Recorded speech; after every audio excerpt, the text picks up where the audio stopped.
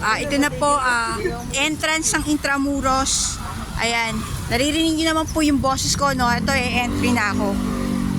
Ayan. Okay. Natatanaw niyo na po na yung LPU, yung Culinary Institute ng Lyceum. Wait po tayo.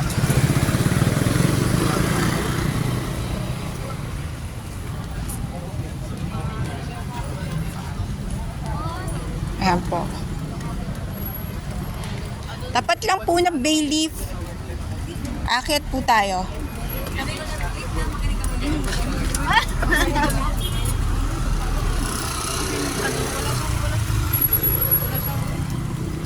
Permanent na nangyari ang kasi lagi nag-e-event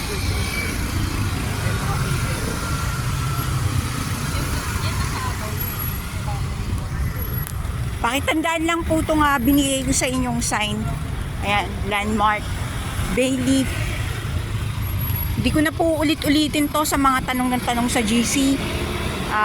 Itong place na to, pag napadpad lang kayo sa Manila, enter Intramuros.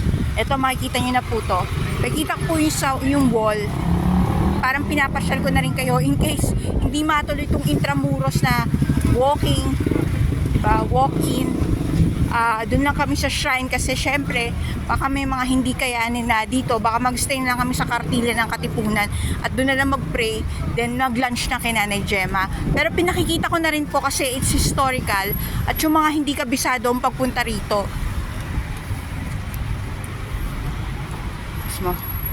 Kasi po matibay-tibay pa buto ng ate nyo, pero sana yung iba ma-resist. Ayan po, okay, aakyat na ako.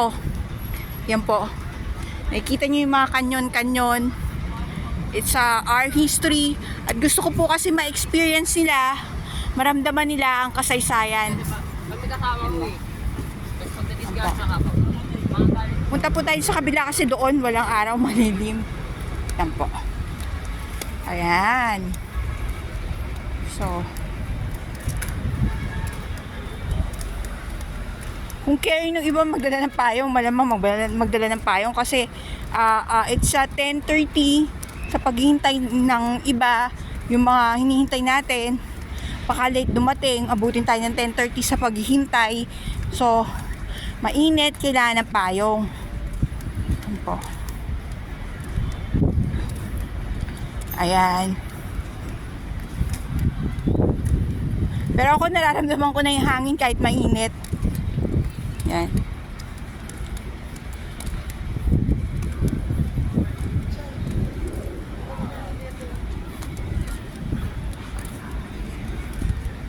Need a little sacrifice for this. Ito yan.